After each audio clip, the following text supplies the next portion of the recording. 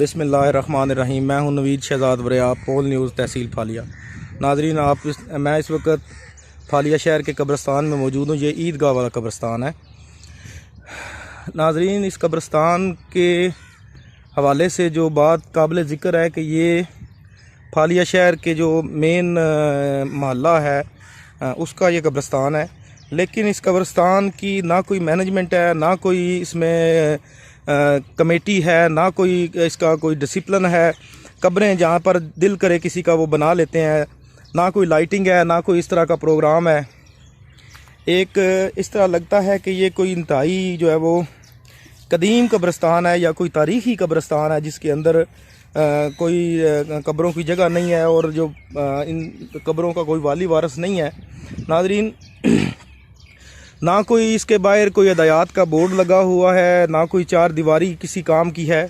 चार दीवारी इतनी है कि इसके अंदर जानवर दाखिल हो जाते हैं और कुत्ते और इस तरह के जो है वो जानवर, बिल्लियाँ, कुत्ते, ये जो जानवर हैं ये दाखिल हो जाते हैं, कब्रों को नुकसान पहुंचाते हैं। अक्सर औक़ात भैंसें दाखिल हो जाती हैं और जिसका कोई इंतज़ाम ना है, ना कोई इसमें कोई मुलाज़िम है जो बाकायदा तौर पर इसके अंदर मौजूद रहे, और ना कोई इसका फ़ंड है। तो मेरी अपने चैनल के तवस्सुत से गुजारिश है कि इस कब्रिस्तान के हवाले से एक कमेटी बनाई जाए जो फालिया शहर के माहिदीन पर मुश्तमिल हो, जो इस कब्रिस्तान का नज़्म व नस्क चलाएँ और सारी जो चीज़ें इसमें जिन बातों की ज़रूरत है वो इस कब्रिस्तान में मुहैया की जाएँ।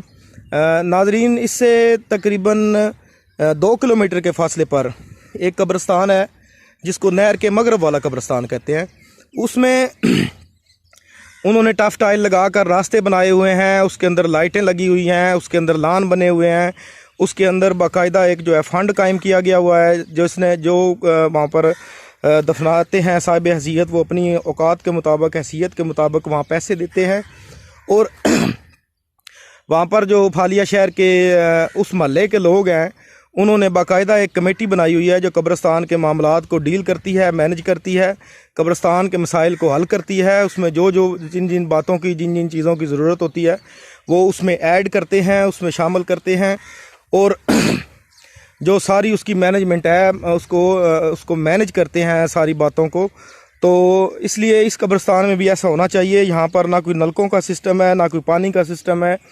एक जो है ना वो बेहंगम सा ऐसे ही ना गुजारा ही हो रहा है।